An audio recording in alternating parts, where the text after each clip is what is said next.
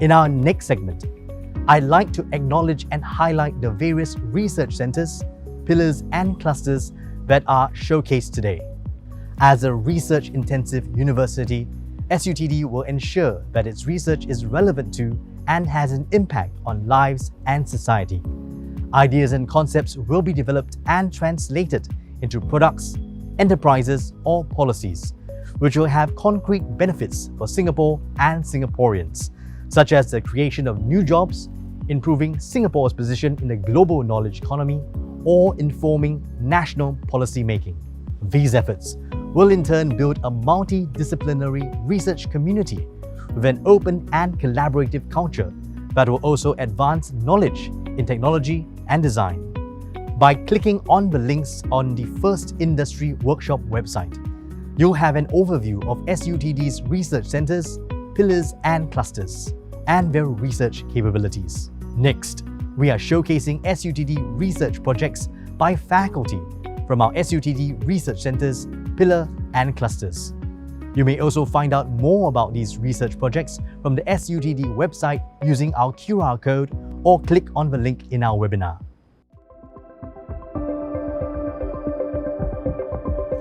So people need three things to survive on Earth: food, energy, and water. In our research group, we are targeting two of these fundamental challenges: water and energy. And we want to use low-dimensional nanomaterial to solve these two challenging issues together. Usually, in the research community, some research group they are targeting on solving energy issues, and some group they are working on water treatment. However, in SUTD, we are focusing on one very unique area. We are trying to find one solution for these two challenging issues together. So in one of our projects, it's called the desalination battery. Basically, we desalinate seawater, ocean water, remove the sodium and chloride ions from the seawater. At the same time, we utilize the sodium and chloride ions to store energy. So we desalinate the water and store energy, making that two steps together. With these new solutions, actually we can supply fresh seawater, desalinated water to everybody in Singapore. At the same time, we can have low price energy storage being available to everybody. My big vision for this project is we can turn the entire ocean into a big desalination battery, a huge desalination battery, so everybody can enjoy the desalinated water and free power from this huge desalination battery. We are also looking at to recycle valuable resource from the seawater. For example, as we all know, lithium metals is one of the natural metal we can find in seawater.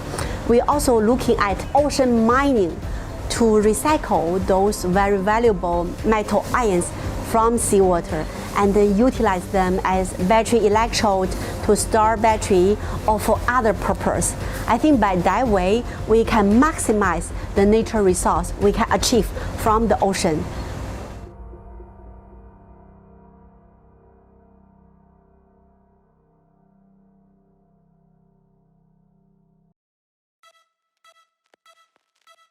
We produce 300 million tons of plastic every year, and 90% is actually missed, it's not recovered. It ends in oceans or ends in landfills. Plastic per se is not bad. I mean, plastic was invented in the 1930s, and since then, actually, most of our development, in the last century cannot be understood without the benefits that plastic brought into society. The problem is actually also how society has become added to this material and the amount that we are producing and this lack of integration into the natural systems. We are not trying to remove plastic. We are not trying to go back 100 years on technology. What we are trying is completely the opposite. What we are trying to do is to bring materials that are they outperform plastic in many senses. They open like new possibilities and they enable to make engineering in a society that moves around biology, and by definition that society will be sustainable. So take for example the case of FLAM, right? The material that we made in collaboration with Stilianos. So this material is not only strong, but again, since we never modify the composition, respect the natural molecules, it's actually perfectly integrated in the ecology of Earth. So phloem is made out of cellulose and chitin. They are like the most abundant and second most abundant organic polymers on Earth. Cellulose is well known for everybody, is everywhere in green plants, right? Chitin is less known because the lack of industrial uses. Chitin, for example, is the cells of the insects. The protective exoskeleton of the insect is made mostly of chitins. Same thing for molluscus and the sea cells. Actually, they are also made of chitin. So it's a molecule that nature is using in very different areas to make strong protective materials. In the Fermat lab, the lab that I lead in SUTD, we focus on the integration of biology in other engineering fields. We are setting the ground to what we call the biomaterial age, where biology will link and integrate with other engineering fields to bring them to the next level. In the case of plastic, what we are determined is to actually break this cycle of production and consumption of plastic in a non-sustainable way. And what we're trying to do is to set a new paradigm that is based on biological materials, where your materials are produced, manufactured into products, and degrade in closed regional areas. And actually they have like this kind of circular economy society embedded into the material itself.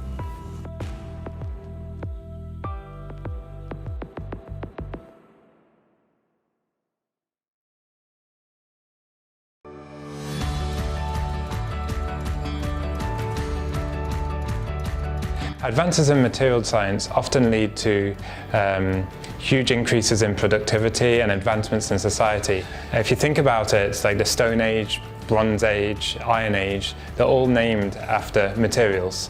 And more recently, silicon and glass optical fiber led to the computer and the internet.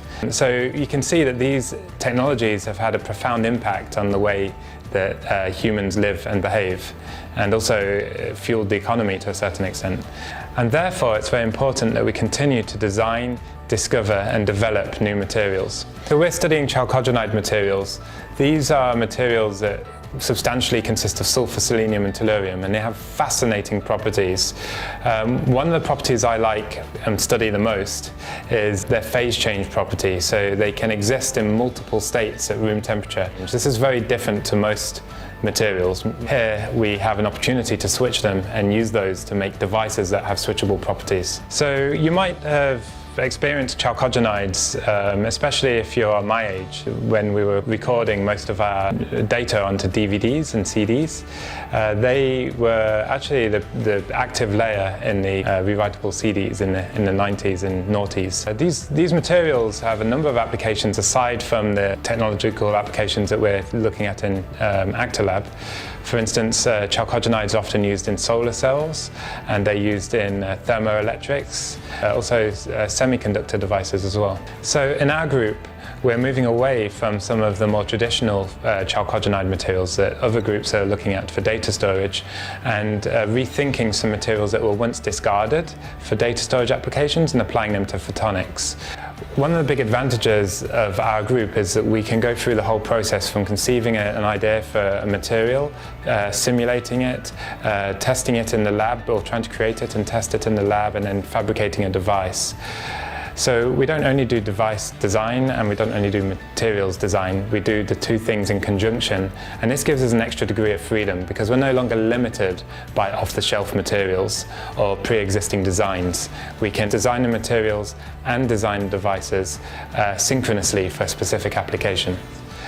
We've recently found a material that has a very high transmissivity in the visible spectrum, and this is really useful for display technologies.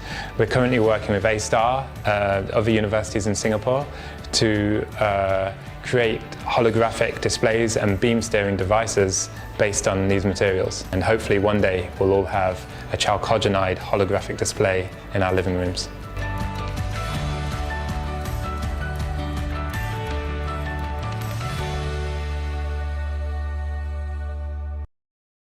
I like hawker centre because I like to hang out with my friends and my family. We like hawker centres because it's affordable and there's a wide variety of food available there. I like the hawker centre because of the local kopi. I like hawker centres because of the food that gets passed down generation to generation. through the recipes.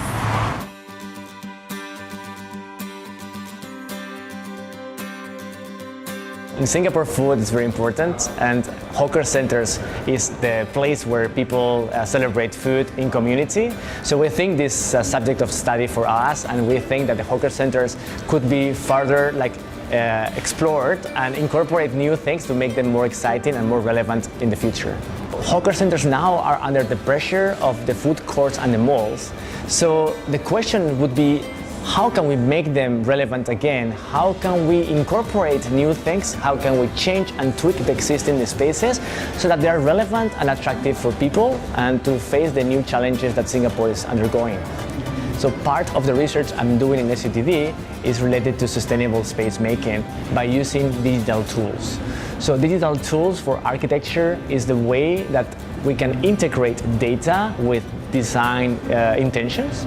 So we can merge very objective information with our intuition to really create sustainable spaces. So we can actually design geometries that are self-shaded and create cross-ventilation that are utilizing more our resources, natural resources and energy, and to address more complex challenges.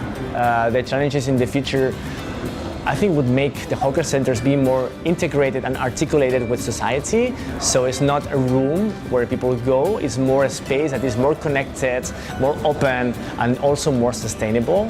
So I see the hawker centers like something closer to a park than a room within a building.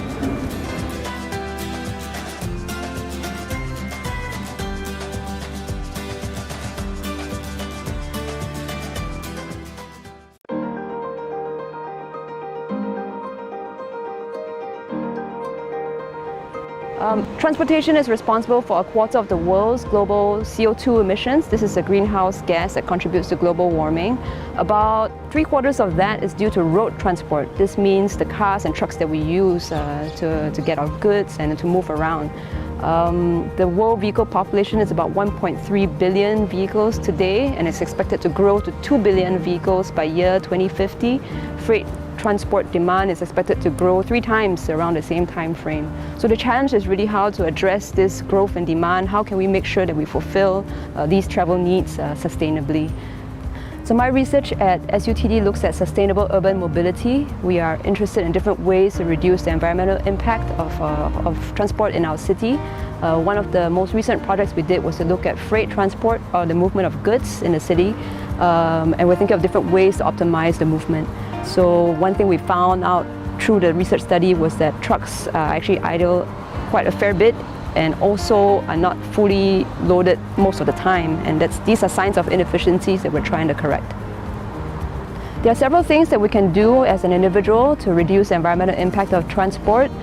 First is to avoid car travel wherever possible. So this means adopting virtual meetings instead of physical meetings, or walking, cycling, and taking public transport like the bus or MRT.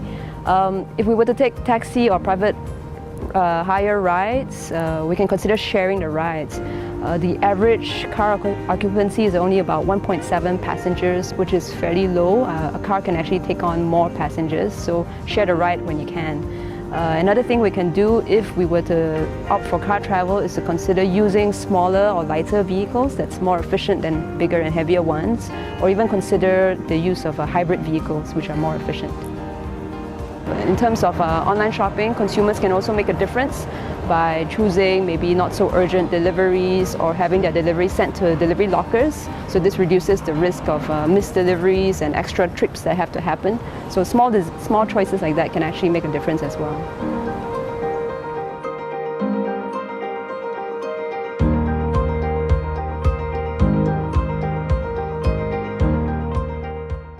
Once again, a huge shout out to each and every one of our generous and supportive sponsors.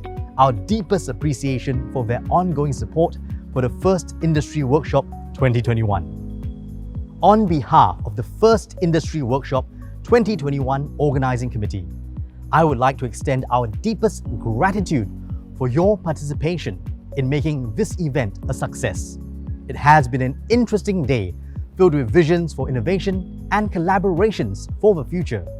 My name is Wayne Chan, and it has been a pleasure to host you for the first Industry Workshop 2021. Join us next year for the 2022 edition of the first Industry Workshop on 27th July 2022. I'll see you then.